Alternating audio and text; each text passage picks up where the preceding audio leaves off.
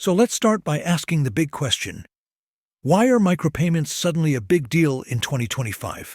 After all, this isn't a brand new concept. People have been talking about paying pennies for digital content, streaming payments, or tipping creators online since the early 2000s. But here's the thing. The tech, the timing, and the market forces never really lined up until now. And what we're seeing in 2025 is that micropayments aren't just a possibility anymore. They're quickly becoming a necessity. Subscription fatigue and the broken internet economy. Think about your own digital life for a second. How many subscriptions are you juggling right now? Netflix, Spotify, Apple Music, YouTube Premium, Patreon creators, Substack writers, maybe a few SaaS tools, the list goes on. And here's the kicker. Even people who love digital content are starting to feel subscription fatigue. We've reached this weird point where the all-you-can-eat subscription model has become the norm, but it's not sustainable for either users or creators. Users don't want to pay $10 a month for every single service. And creators? They don't want to be locked into platforms that take huge cuts of revenue and force them to build audiences on someone else's terms. Enter micropayments. Imagine paying 25 cents to read an article, 50 cents to watch a video, or a penny per minute to listen to a podcast. Suddenly, the barrier between user and creator melts away. You're not forced into a monthly subscription you might forget about or cancel. You just pay for what you consume.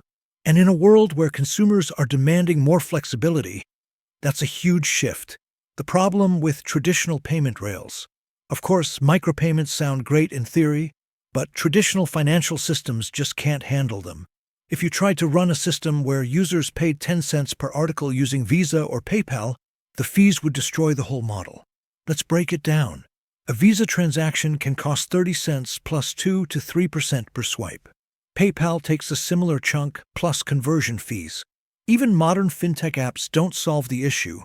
Transaction fees, settlement delays, and middlemen make microtransactions impractical. In other words, the pipes of the old financial system were never built for small-dollar transactions. They were built for credit, for larger purchases, for bulk settlements. Micropayments just don't make sense in that world. This is exactly where blockchain comes in, and more specifically where Stellar comes in. Global opportunity. Gaming, tipping, and digital goods. Here's where things get even more exciting. Micropayments aren't just about unlocking articles or supporting a writer on Substack. We're talking about a global digital economy where value moves as easily as information. Let me paint a few pictures. Gaming. Imagine playing a mobile game where instead of paying $10 upfront or being bombarded by ads, you spend fractions of a cent for each extra life or bonus feature. Microtransactions are already huge in gaming. Think Fortnite skins, Roblox items, but blockchains like Stellar make them cheaper, faster, and more accessible globally. Streaming content. Instead of paying $15 a month for Spotify, what if you paid per song streamed? If you listen to 50 songs a month, you might pay less than a regular subscription, while artists could get paid instantly and more fairly. Creator tips. Picture a TikTok or YouTube creator who can receive 25 cents tips instantly from a fan in Argentina, another in Kenya, and another in the US, all without waiting weeks for payout thresholds or losing 30% to platform fees. Digital goods and services. Think of ebooks, stock photos, AI-generated assets, or even short reports. Instead of locking everything behind subscriptions, creators can sell digital assets in bite-sized chunks. Pay as you go, pay what you want. The global scale here is massive. Billions of people, especially in emerging markets, can't afford $10 subscriptions but could absolutely participate in a digital economy where content and services cost pennies. This isn't just about creators in New York or London. It's about unlocking a global creator-consumer loop. Why 2025 is the tipping point. So why now? Why 2025? There are three converging forces at play. The creator economy has gone mainstream. Creators are no longer fringe. They are the economy. From TikTok stars to Substack journalists to Twitch streamers, the idea of people making a living directly from audiences has gone global. But most of them are stuck on platforms that take massive cuts and restrict payout options. They need better tools, and micropayments on blockchain are one of those tools. AI is fueling content explosion. We're living in an AI-driven content boom. Videos, blogs, audio clips, artwork. AI is making it easier than ever to produce high-quality content at scale. But here's the problem. When supply skyrockets, demand has to adapt.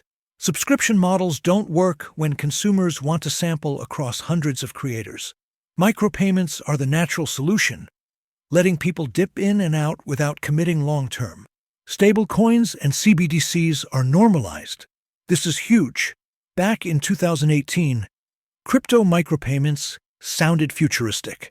In 2025, it's practical because stablecoins like USDC, PYUSD, and CBDCs are becoming mainstream.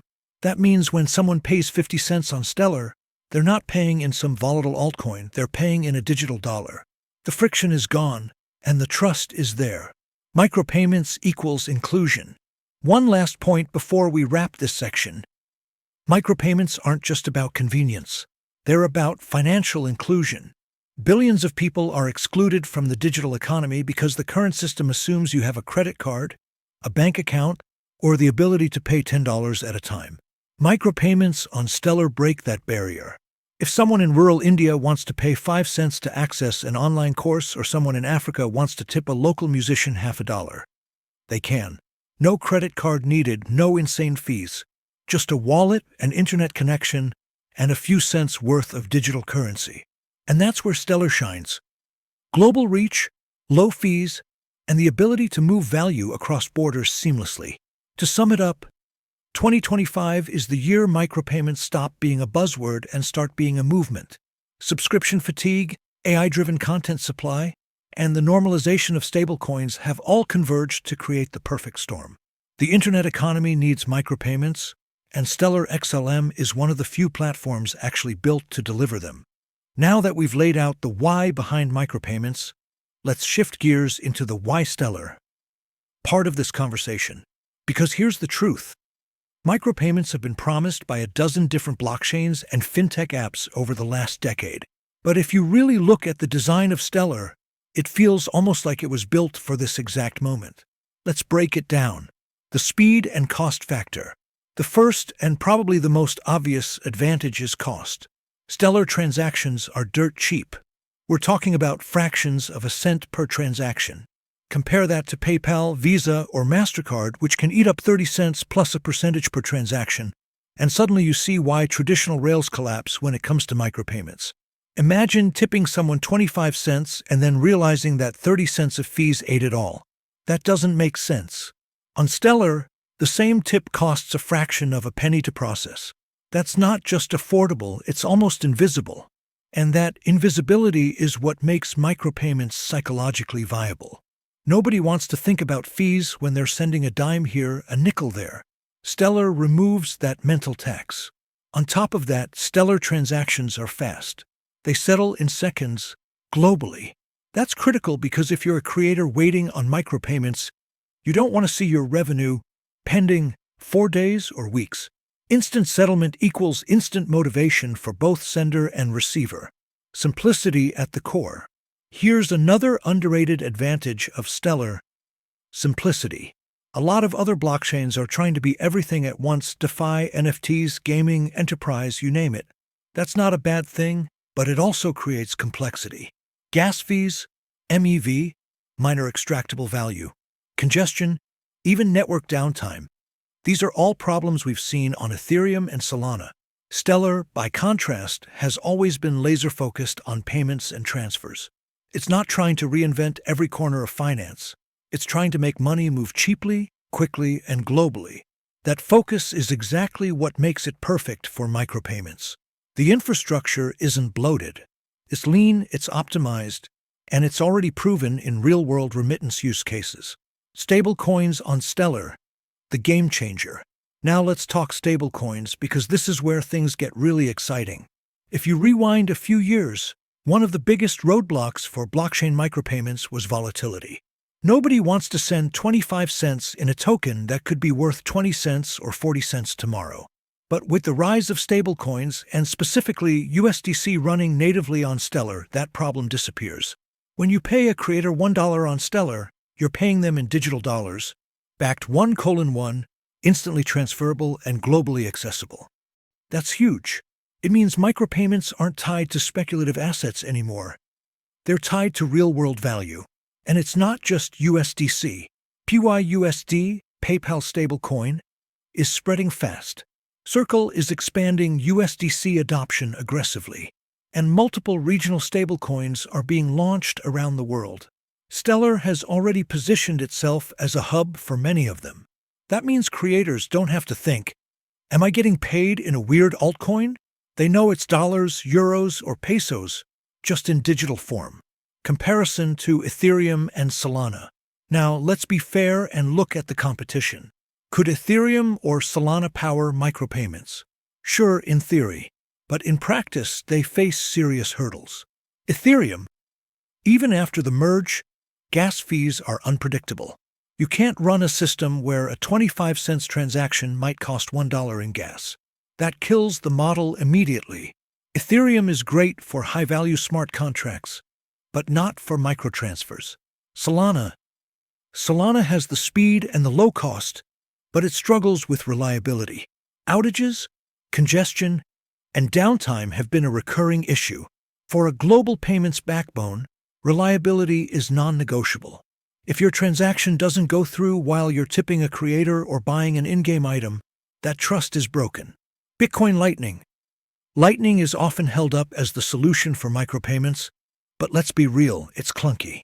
Routing payments through channels, managing liquidity, and dealing with failed payments makes it a non-starter for most average users.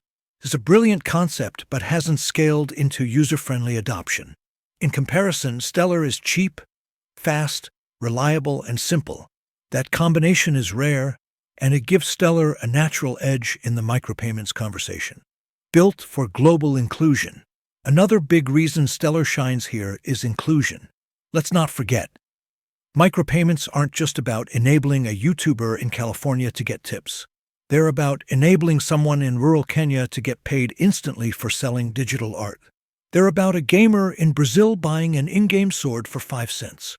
They're about opening doors for billions of people who've been locked out of the global financial system. And this is where Stellar's mission overlaps perfectly with micropayments. From day one, Stellar has been about financial inclusion. It's about making money move seamlessly across borders at scale for everyone, not just the banked elite. Micropayments aren't a side feature. They're a natural extension of that mission. The psychological edge. Now here's something people don't talk about enough. Psychology. Micropayments aren't just about mechanics, they're about mindset. When fees are low and payments are instant, people are more likely to spend impulsively. That's not a bug. It's a feature. Think about tipping. If you see a creator post a great video and it costs you nothing to toss them 25 cents instantly, you'll do it.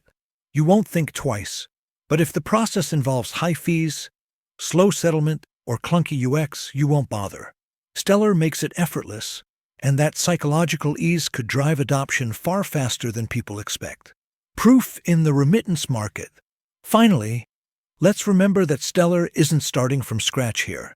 It already has real-world proof of concept in the remittance industry. Partnerships with MoneyGram and other fintechs have proven that Stellar can handle high volumes of small transactions across borders. Micropayments are just the next frontier. If Stellar can handle millions of cross-border remittances at a fraction of the cost of SWIFT, why wouldn't it handle millions of 10-cent tips, 50-cent unlocks, or penny-per-minute streams? The infrastructure is already there. It just needs to be extended into new verticals like the creator economy. So to wrap this section up, Stellar is built for micropayments because it combines speed, cost efficiency, and simplicity in a way that few other networks can match. Add stablecoins into the mix, and suddenly micropayments aren't just theoretical, they're practical, reliable, and globally scalable. And that's why, as we move deeper into 2025, Stellar isn't just competing in the micropayment space. It's setting the standard. When we talk about Stellar XLM and its journey in the financial space, one thing stands out loud and clear. This network was never built to be just another crypto. From day one, Stellar positioned itself as the rails for money, the behind-the-scenes infrastructure that makes payments faster, cheaper, and more transparent. While other blockchains chased hype cycles, Stellar quietly worked with banks, regulators, fintechs, and NGOs, laying the groundwork for something that actually solves real-world problems. And now, the question everyone's asking is, how does Stellar hold up in a market where competition is fierce, partnerships define momentum, and the line between traditional finance and blockchain is blurring fast? The story really begins with Stellar's design. Unlike Bitcoin, which was created as a decentralized store of value, or Ethereum, which became the go-to hub for smart contracts and decentralized apps, Stellar's architecture is laser-focused on payments. Its consensus mechanism, the Stellar Consensus Protocol, SCP, isn't proof of work or proof of stake. It's built for speed, efficiency, and trust. That means low fees, fast finality, and the ability to move both fiat and digital assets across borders seamlessly. It's not a blockchain trying to do everything. It's one trying to do one thing exceptionally well: move money. But here's where it gets interesting. The global payments industry isn't just crowded. It's dominated by giants: Visa, MasterCard, Swift, PayPal, and 1,000 banks that have had decades to entrench themselves. For Stellar to carve out its niche, it needed more than technology. It needed partners who could bring credibility, compliance, and distribution. And over the years, we've seen Stellar do exactly that. MoneyGram, Circle, Franklin Templeton, UNHCR, and even discussions with regulators, these aren't just headlines.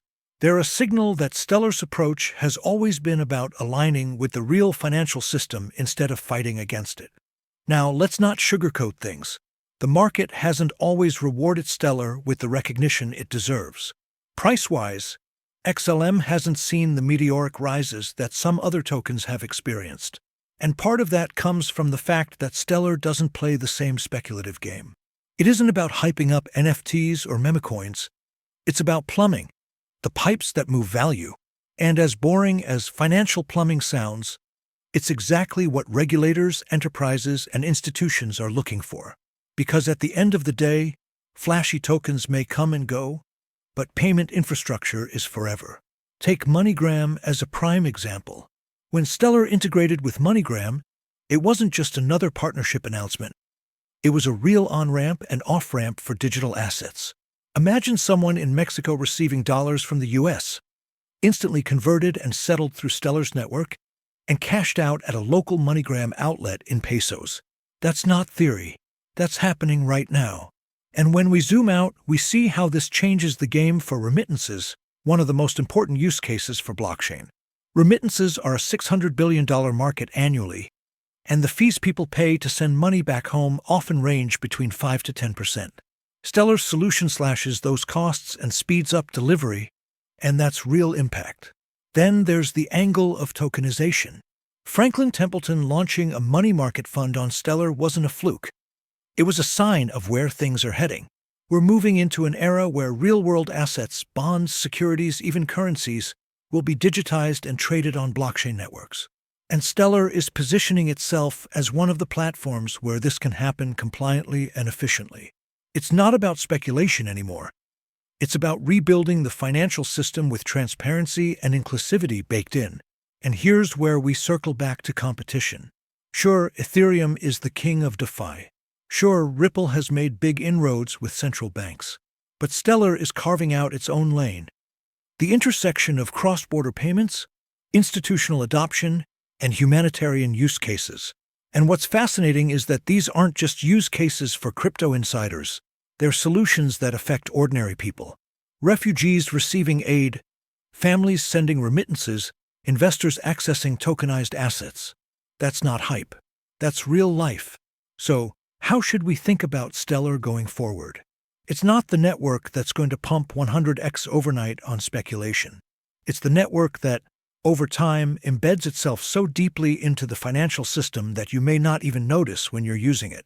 Just like you don't think about SWIFT or ACH transfers when you send money, in the future you may not realize that Stellar is powering your transactions in the background.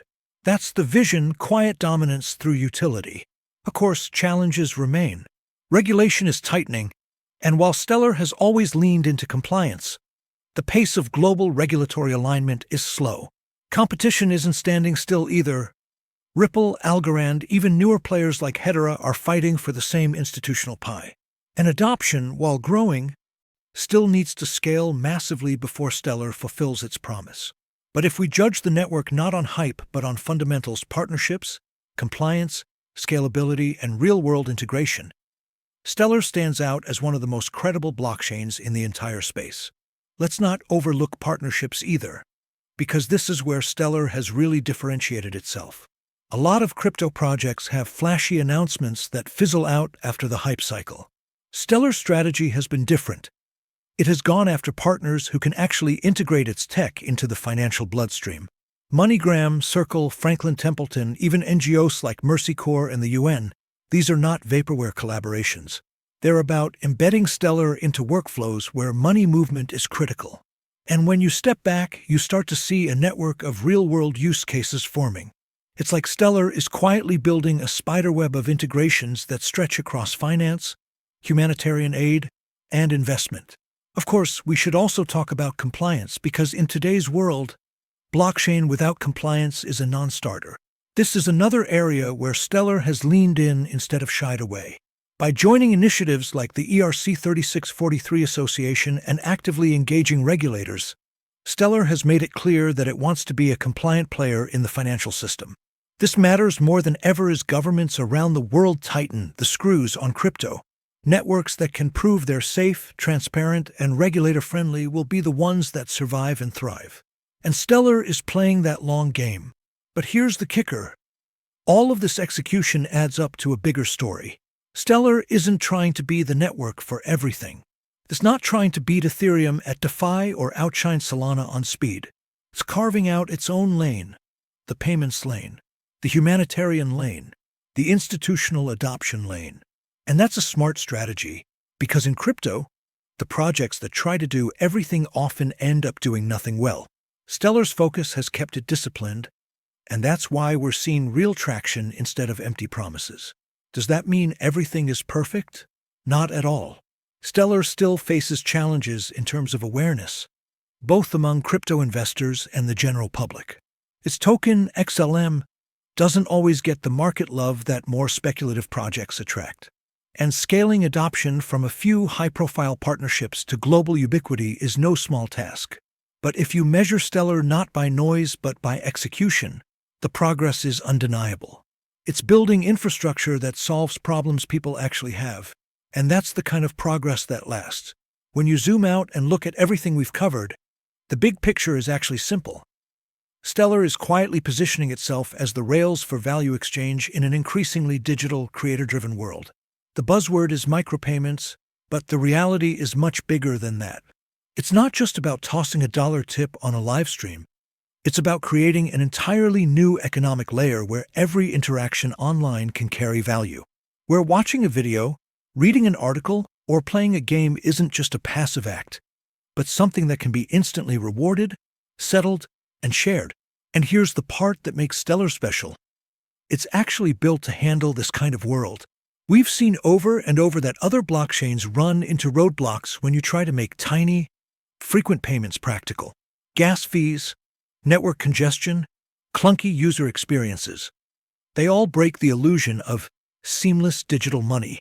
Stellar flips that on its head. With low transaction costs, near-instant settlement, and a growing stablecoin ecosystem anchored by USDC, it actually makes sense to send someone 25 cents or 50 cents, or even less. That's the unlock. Suddenly, the smallest unit of value matters, and creators don't need millions of views or giant corporate deals to make their work sustainable. Now, I won't sugarcoat it. There are challenges. Wallet adoption still has a learning curve. Regulatory uncertainty can spook institutional partners. And let's be honest, Stellar doesn't yet have the brand flash of Ethereum, Solana, or Bitcoin. But that might actually be its advantage.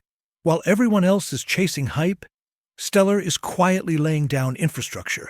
It's embedding itself in remittances, in NGOs, in financial institutions, and yes, in creator monetization experiments. By the time people catch on, it may already be the default layer behind half the payments you never even realized touch crypto. So where does that leave us in 2025?